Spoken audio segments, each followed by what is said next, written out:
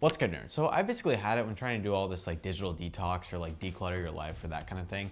And I think we all know like using our phones is super useful, but it gets to a point where like you kind of realize it's a problem. So I sort of went at this categorically, and this sort of came after I read this book by a lot of online recommendations. I'm sure you've never heard of it. It's called Atomic Habits. Literally like everybody online talks about this book and like how great this book is. And don't get me wrong, it is a really good book.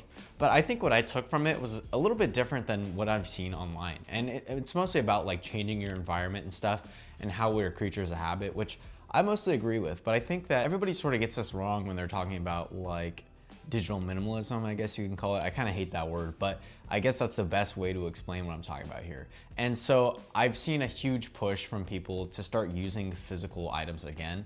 And for me personally, I've always thought of myself as like, oh, I like doing things digitally more than physically.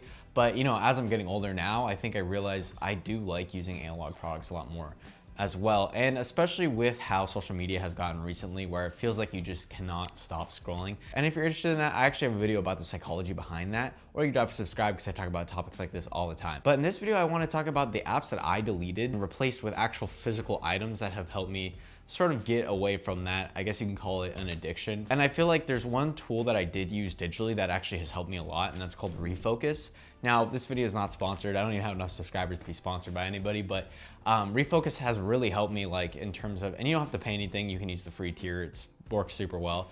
And basically what it does is like, it'll send you a little reminder, and there's 1,000 apps that do this. You don't need Refocus specifically, but when you open an app, it'll basically block you. And I find that the Apple app limit one doesn't really work because all it says is like, oh, remind me in 15 minutes.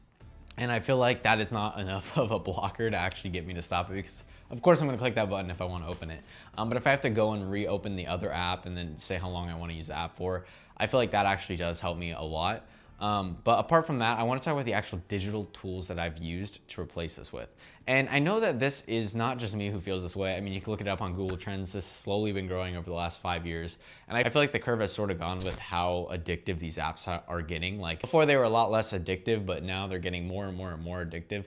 And it's gotten to a point where like everything from like Duolingo to Instagram to like all of them use the same tactics to keep you using the software. Now I want to talk about the 4 different apps that I'm deleting and using physical items instead of. So the first one I want to talk about is this guy, the iPod. So I feel like this has actually helped me a lot in terms of like productivity and things like that. Like I know it's sort of the same as having a phone in the sense that I can go and play music on my phone.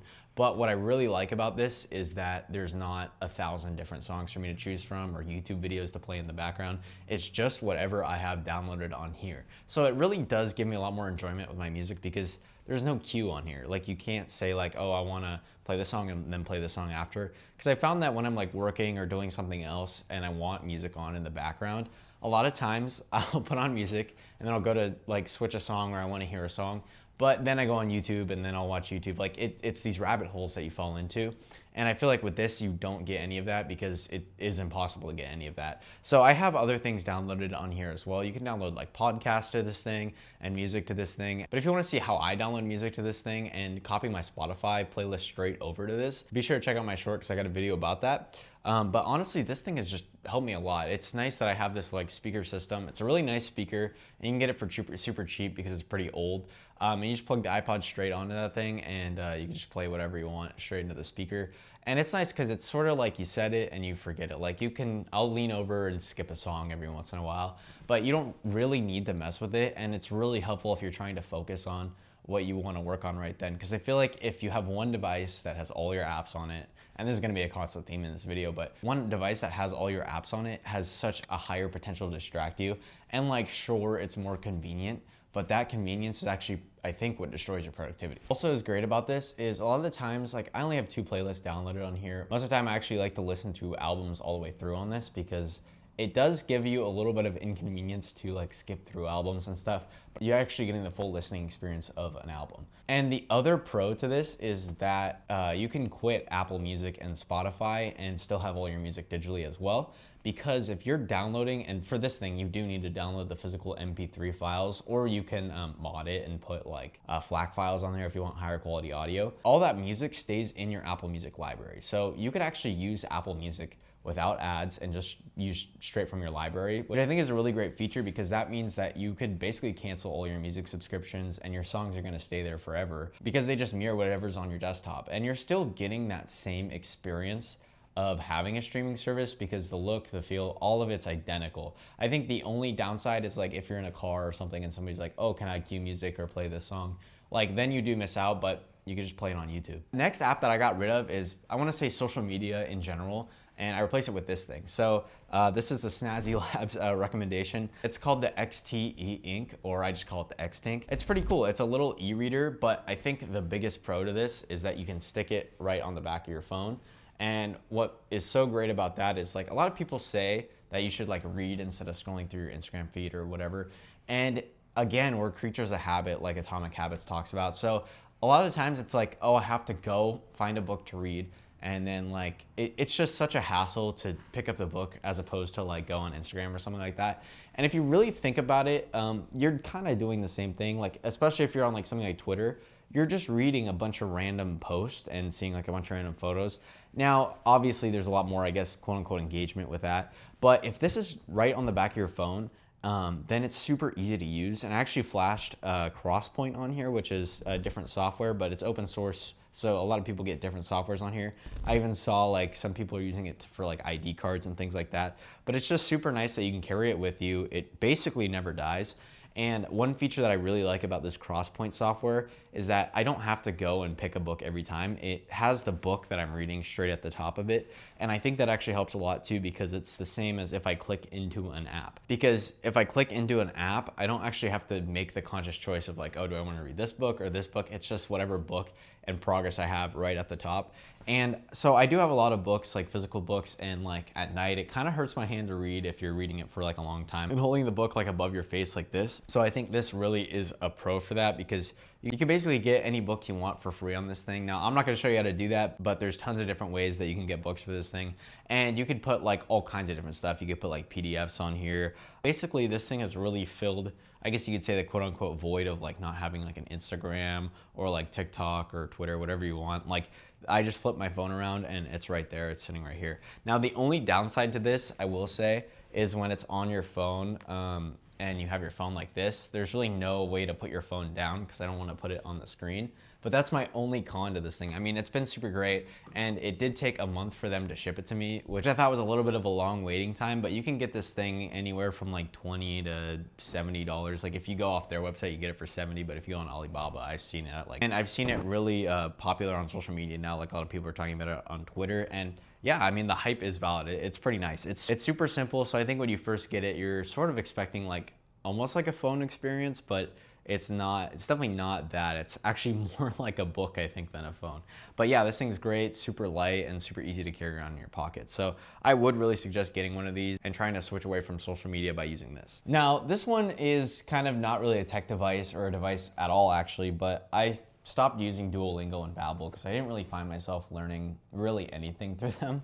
So instead now I just use this. So I'm trying to learn Italian, and using a notebook has actually helped me a ton. And so instead of using like Duolingo for lesson plans and things like that, I've actually found that AI, this is a great use for AI. Now, normally I'm not super pro AI, but especially in language learning, this can be super helpful because Google Gemini can speak to you in Italian or any language you want to learn, which is super helpful because it could actually, you could have full-on conversations with it. Now, I've seen Duolingo recently implemented this like AI feature, and I've heard mixed reviews. I've heard a lot of people say that it's pretty good, but people are mad that Duolingo is using AI. But I will say, like, if you just use Gemini for self-study, I think it helps a lot. Now, me personally, what I did was you can go and buy these like McGraw-Hill books, and I found that physical learning is so much better than actually like doing an app, because the app's like gamifies it and it's trying to keep you like constantly involved in it. And I just didn't find that I liked it as much as like actually using these books. Now, YouTube is also a great resource as well. If I were you and I'm trying to like learn a language, I would suggest downloading Quizlet or Anki. So those are the only two that I actually use to actually learn the language. Like Quizlet is great for flashcards, but I will say there's one caveat with Quizlet. You can't use it the regular mode you have to go into the settings and turn on write mode, and then also have it make you retype the correct answers. And I found that this helps me like a million times over, because using basic Quizlet's not gonna help me learn the word at all, like especially not the spelling or the pronunciation. So if you use the write mode, it actually helps you because you have to type in every single letter and get it correct, because it has to be in the strict version of it. And I found that to be really helpful. A lot of people like Anki, but I don't really like Anki because I like learning them as different sets. Now, maybe you could do that in Anki, but I haven't really tried to use Anki as much. And the other book that I like for language learning is, I use this short stories book, but it's really nice because you can go through it and it's written more in a modern way. So I'm not really learning like a version of Italian that was from 20 years ago. I'm learning how they speak now. And Babbel actually also has all their podcasts for free online. So again, you can download that on your iPod and then start learning that as well. Or you could do it on your phone as well. I just think that it's not really worth it to have these language learning apps anymore, because they just gamify the whole experience. And most of the people, like I've known people who have had like a 1,000-day streak and they can't really speak the language. So it's like, if you're using it, it's more of a game than like an actual language learning tool. And so I just think there's so many online resources that it's not really worth it anymore. I mean, you can go on YouTube and type in how to learn whatever language, and there's courses for free that you can take online as well. I found that all that's super great. And I also got this binder so I can like keep track of things. And the other cool part about AI is that it's able to generate worksheets for you as well. So if you go online, you could find some free worksheets and have worksheets generated. And I think the only problem with this method is that you need to find like some sort of book. Like for me, I had to use VHL for school. So VHL actually did have a book that showed me like the layout, because you don't know what you don't know, you know? Like, so you're not really able to like figure out what you need to learn next, but you could find tons of resources that'll lay it out for you. And I think that's a much better method, and your time is much better spent using those methods as opposed to using like Duolingo or Babbel. Now, lastly, the other thing that I got is a watch and a physical clock. So you can get these watches for pretty cheap. I got this one and I think it looks pretty nice for about 40 bucks. Especially all the Casio watches, like you could find one that you really like. I mean, my friend has like a calculator version of it. I just think they're really nice because you don't have to reach down in your pocket to check the time. And I know that's like just such a little like inconvenience to look at your phone, but especially like if you're in something or you're doing like an intensive task, it really helps to just be able to look up and see the time, or look at your watch and see the time. You don't have to worry about it. And I don't know, I just really enjoy having something physical to look at the time as well. And the other reason that I got this clock was because in the morning, I found that using an alarm clock app made me just go on my phone like first thing in the morning. And so what I was doing is like going on YouTube as soon as I woke up and like playing a video in the background while I like brush my teeth. But like sometimes I would just go on my phone for a little bit and then go back to bed, and it really defeats the point. So I got this alarm clock so that I could kind of kick that habit as well. And again, we're creatures of our environment. So the alarm clock's right next to my iPod, so a lot of times I'll put on music in the morning and I'm able to keep my bathroom door open and still hear the music playing that whole time. So I just think having these physical items has really helped me kick like any addiction to like social media or my phone. And I found that life has been feeling like, I guess a good way is more fulfilling, because I just found that these items have really helped me get better productivity. And I was able to get all these items for under 100 bucks. Now, I will say the only caveat to that is the iPod. But unfortunately, these have really gone up in price. I guess they're like more trendy now than they have been. But other than that, all the other devices, you can find like generic versions of them, and you're able to do this for super cheap. And I just think that the amount of money that you spend on the physical items really outweighs the benefit of like, you get your own music, you can like have your own books like all on your phone. Like you're like able to own all your own media, and you're also like gaining back time, and you don't have to worry about like scrolling on social media. And what's nice is it's a lot more easy to control social media used on your computer than it is your phone, because a lot of times the website versions of these apps aren't as addictive because they're not really able to. But that's pretty much it for this video. If you enjoyed this video or you want to learn more about any of these items, be sure to drop a comment, because I'm still growing this channel. So I'm open to any comments or feedback that you guys got. And yeah, see you guys next video. Later.